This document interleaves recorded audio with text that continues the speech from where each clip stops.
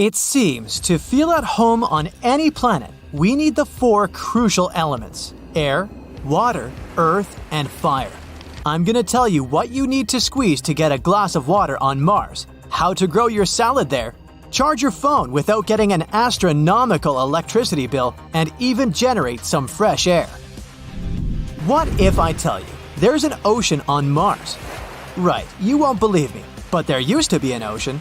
Scientists believe that nearly 1/3 of the planet was covered with an ocean called Oceanus Borealis. Once upon a time, about 3.8 to 4.1 billion years ago, the climate on Mars was warmer and the atmosphere was denser. But over time, the climatic conditions changed dramatically, and this once endless ocean simply evaporated into the atmosphere. According to estimates, only about 1% of all water evaporated, while 99% is still locked on the red planet. So, there are two sources of water now: the ice polar caps and the rocks. Ice polar caps are pretty simple to understand, as we have the very same thing on Earth, but rocks containing water. I mean, my juicer won't handle stones inside it, but let's delve into these stones just a little bit. For starters, there are at least 4 types of hydrous minerals on Mars. There are hydrous clays made of silicon oxygen, and the cool thing about them is that they can even contain magnesium and iron, which will come in handy once we start dwelling on Mars.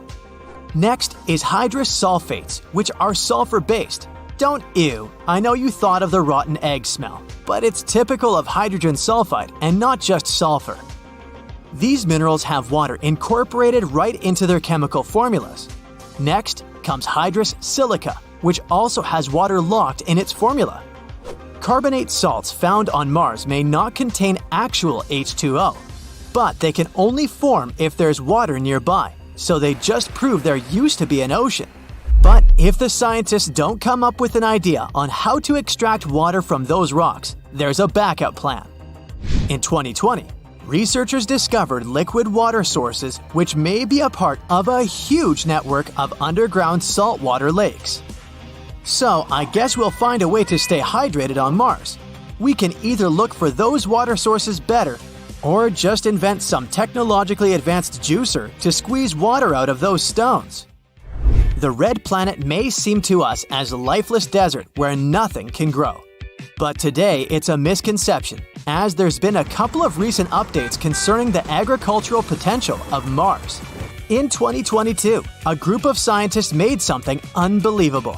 They managed to grow an earth plant on Mars.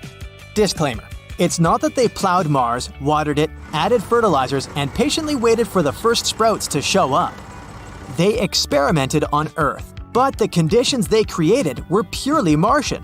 You see, a plant needs soil, water, food, and sunlight to grow.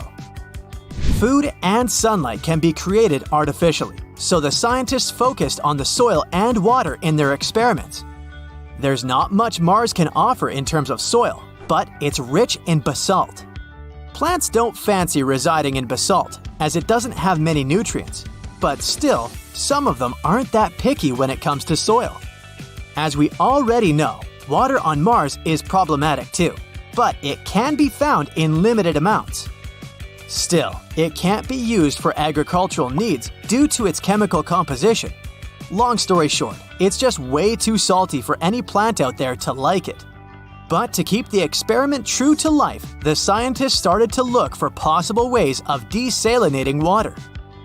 Thus, they added the bacteria known as Synechococcus, and even though the saline levels decreased dramatically, it was still not enough to satisfy the finicky plants.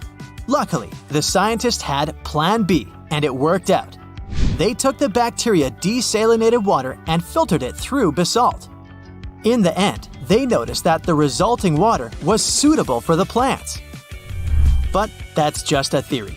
Let's see what we can actually grow on Mars. The scientists experimented with turnips, lettuce, radishes, and alfalfa. At first, turnips, lettuce, and radishes refused to flourish in basalt and feed on that filtered water. But then alfalfa came into play, and it left the scientists stunned. The plant did really well in Martian conditions. This might seem to be the logical end of the experiment, and after all, alfalfa is pretty cool. It's rich in vitamin K, it has vitamin C, some vitamins B, zinc, and phosphorus, and you can Google a bunch of nice salads with alfalfa sprouts. But it has yet another property that may be a total game changer. Because of its deep roots, alfalfa can help fix soil nitrogen fertility. So once the scientists harvested the first Martian alfalfa, they immediately planted turnips, lettuce, and radishes back. This time, the crops did way better, and the scientists even noticed something they didn't expect. Turnip yields increased by 311%. I guess alfalfa has all the chances to become the star of Mars terraforming. Whoops, here comes the bad news. Even though you can theoretically stay hydrated on Mars and enjoy a fresh salad, at the moment, there's almost no way you can enjoy some fresh air on the red planet. Hey, you've noticed I said almost? Even though Mars's atmosphere is 96% carbon dioxide, we already know how to make small amounts of oxygen there. Meet the Mars Oxygen In Situ Resource Utilization Experiment, but you can call it MOXIE. It's a little helper that works together with Mars rovers. This little guy can isolate oxygen on Mars, and it already managed to produce 5 grams of it. It may sound like nothing, but 5 grams of oxygen equals 10 minutes of breathing. For now, MOXIE is for scientific use only, but it can actually help facilitate missions on Mars. Thing is, it's easier to produce oxygen directly on the spot than transport it from Earth to Mars. At the moment, MOXIE is not powerful enough. But once the scientists invent its descender, the air situation on Mars will change. For the fire to burn, we need one essential thing, which is oxygen. And we don't want to waste the results of MOXIE's hard work, especially if there can be alternatives. Historically, people would use fire to cook, get warm, and probably scare away some uninvited guests like saber-toothed tigers. Today, we can use electricity to cook and get warm, and no saber-toothed tiger has ever been spotted roaming the red planet. So let's see how people can generate electricity on Mars. There are quite a few options. Solar, geothermal, and wind energy can be used on Mars almost the same way we use them on Earth. Solar energy is promising, but it still won't be as effective as on Earth. Sunlight on Mars is only 43% as strong as it is in Earth's orbit, so producing electricity this way will take more effort.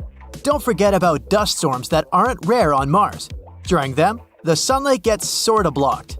So should we ever rely on solar energy on Mars, we must be ready for occasional electrical outages. The next problem is seasonal variations. So we could benefit from solar power for only some months of the Martian year. And, of course, no solar energy at night. Anyways, this option might work out, but it should be combined with some alternative. For instance, wind power. Wind turbines won't have any problems working during the dust storm. And they also work at night. Seems like these two sources are a perfect combo. But geothermal energy could be a cool backup plan, though.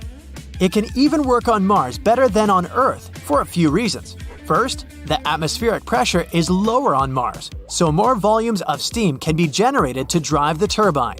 Second, Mars's surface temperature is lower, and it can help too, as it will increase the efficiency due to thermodynamic laws.